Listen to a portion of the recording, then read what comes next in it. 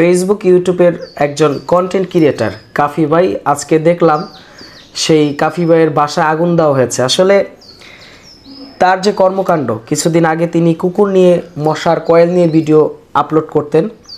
তো তিনি যে ভিডিও আপলোড করতেন, প্রতিবাদী কণ্ঠস্বর, সবই ভালো ছিল, কিন্তু এই যে তার বাসা পোড়ানো বা তার এই যে লেখক হওয়ার যে বিষয়গুলো, তো আমি মনে করি যে প্রত্যেকটা মানুষ এই যে অনলাইনে যারা কাজ করে সকলেই তো ভাইরাল হতে চায়। তো ভাইরাল হতে কেউ আইসা তার নিজের বাড়িঘর এইভাবেই শেষ হয়ে যায়।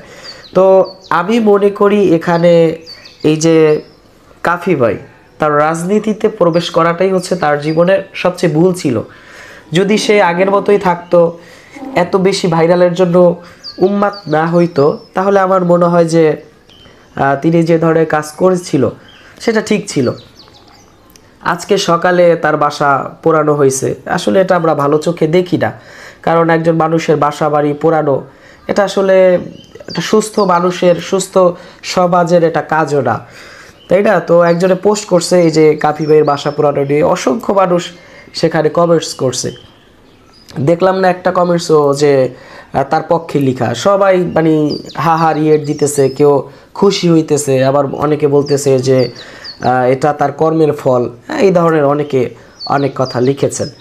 তো আমি মনে করি যারা এই অনলাইনে কন্টেন্ট ক্রিয়েট করেন, বা আমারও তো দেখা যায় আমাদের প্রিন্স ফরহাদ ইউটিউব চ্যানেলে আমরা দেশের মানুষের ভালোর লক্ষ্যে কাজ করি। যে আপনি প্রিন্স ফরহাদ ইউটিউব লেখা সার্চ দিবেন, দেখবেন যে আমাদের প্রত্যেকটা প্রোগ্রাম মানুষের উপকারে হাসে।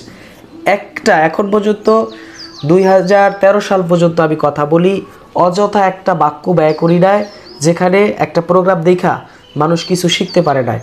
এখন পর্যন্ত ওরকম একটা প্রোগ্রামও আমি আপলোড করি নাই, ইনশাল্লাহ।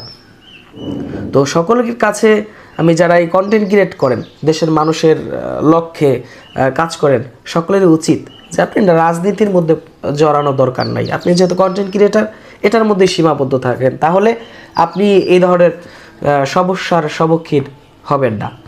সকলে ভালো থাকবেন, সুস্থ থাকবেন। আমাদের নিয়মিত প্রোগ্রামগুলো দেখার জন্য অবশ্যই ফেসবুক পেজটি লাইক দিয়ে রাখবেন। আসসালামু আলাইকুম।